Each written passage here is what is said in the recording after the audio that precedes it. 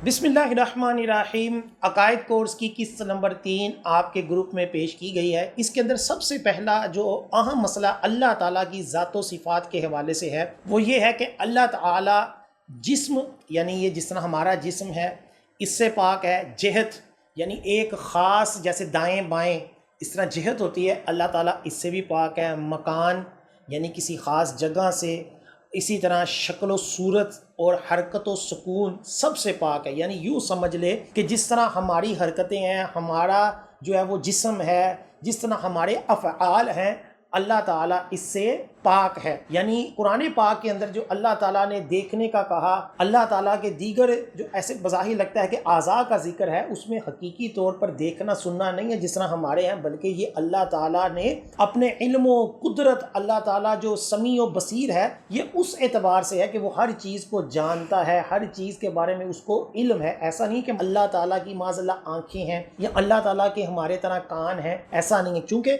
अल्लाह ताला ने कुरान पाक में वाज़ेह तौर पर इरशाद फरमाया लैसा का मिस्लिही शैउन, उस जैसा कोई नहीं, यानी अल्लाह ताला जैसा कोई नहीं। इसीलिए हम ये नहीं कह सकते कि अल्लाह ताला ऐसा है। ना किसी हदीस पाक में फरमाया, ना हुजूर अलैहिस्सलाम ने अल्लाह ताला का दीदार कर कर भी अल्लाह ताला का कोई स्केच जो है वो हमें पेश नहीं किया। इसलिए हम इस हवाले से अल्लाह ताला को अपने जैसा नहीं समझ सकते। जो ऐसा समझता है वो गुमराह लोग हैं, और जो अल्लाह ताला के जिस्म का कायल है उसको कुफर तक करार दिया गया हुआ है। लिहाजा जब हम इंशाअल्लाह अज़्ज़ व जल जन्नत में जाएंगे, अल्लाह ताला का दीदार करेंगे, तो उस वक्त हमें पता चलेगा कि हमारा खालिक व मालिक कैसा है इंशाअल्लाह अज़्ज़ व जल। दूसरा ये है कि अल्लाह ताला जो है हर खूबियों का मालिक है, उसके अंदर किसी किस्म का ऐब और नुकसान नहीं। मसलन झूठ, दगा, ख़यानत, जुल्म व जहल, बेहयाई वगैरह, अल्लाह ताला इससे बिल्कुल पाक है। लिहाजा एक मौलवी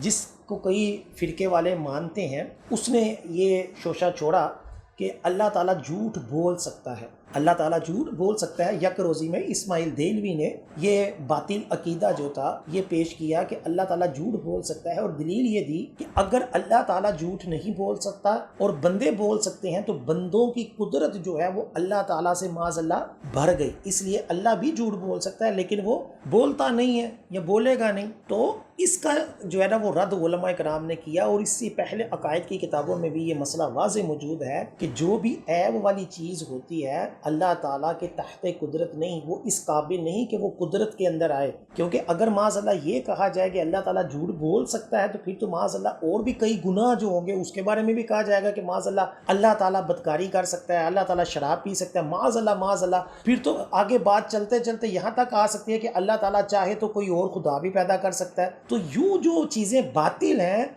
ये अल्लाह ताला की कुदरत के काबिल ही नहीं है, क्योंकि ये ऐब है और अल्लाह ताला जो है वो बेऐब है। ये बड़ा अहम मसला है, और इसके ऊपर कई मौलवी आपको यही दलीलें देते हैं। और ये वो मौलवी हैं कि जो हुजूर अलैहिस्सलाम की और औलिया किराम की तसर्रुफात के मुनकिर हैं, जो ये कहते हैं कि अल्लाह ताला ने किसी को कोई तसर्रुफ नहीं दिया, कोई मौलवी, कोई नबी, कुछ नहीं है, कुछ उसके पास तसर्रुफात नहीं है। लेकिन जब ये तौहीद के नाम पर लोगों को गुमराह करते हैं तो खुद देखें अल्लाह के बारे में कैसी बदअकीदगी है कि अल्लाह ताला माज़अल्लाह झूठ बोल सकता है।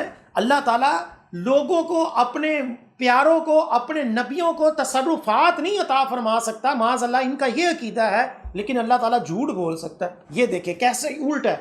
जिस चीज़ की नफ़ी होनी चाहिए थी उसका इकरार है, और जिसका इकरार होना चाहिए उसका इनकार है। इसी तरह इस पोस्ट के अंदर आप देखेंगे कि अल्लाह ताला को मियाँ कहना मना है, क्योंकि मियाँ का एक माना जो है वो बिल्कुल जो है वो मुनासिब नहीं है। तो इससे ये भी पता चला कि हम अल्लाह ताला की तरफ कोई भी नाम को अपनी तरफ से मंसूब नहीं कर सकते, क्योंकि अल्लाह ताला के जो सिफाती नाम है ये मखसूस हैं। हम अपनी मर्जी से अल्लाह ताला की तरफ हर चीज़ मंसूब नहीं कर सकते। हमारे यहाँ ये भी चलता है, कई मौलवी जो होते हैं वो हिंदुओं को राज़ी करने के लिए कह देते हैं जी भगवान खुदा है माज़अल्लाह। हालांकि भगवान का माना जो है वो बड़ा बेहुदा माना है कि जो अल्लाह ताला की शान नहीं है। इसलिए अल्लाह ताला को भगवान कहना ये जायज़ नहीं है, बल्कि अगर उसका माना जान के कहे तो कुफर है। इसी तरह अल्लाह ताला को आशिक कहना ये भी जायज़ नहीं है। क्यों?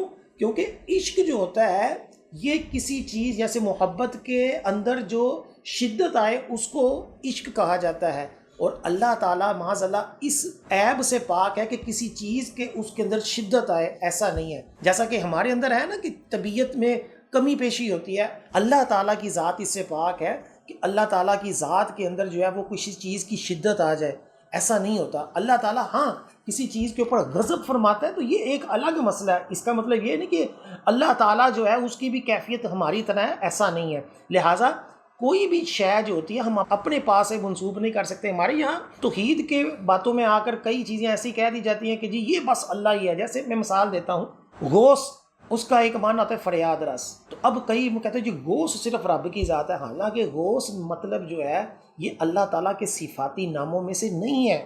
غوث کا نام کبھی آپ صفاتی ناموں میں دیکھیں گے، اسی طرح داتا نام اللہ تعالیٰ کے صفاتی ناموں میں نہیں ہے۔ جب یہ اللہ تعالیٰ کے صفاتی ناموں میں نہیں ہے تو یہ کہنا کہ یہ صرف اللہ ہی کی ذات ہے، یہ کیسے درست ہو گیا؟ کیوں؟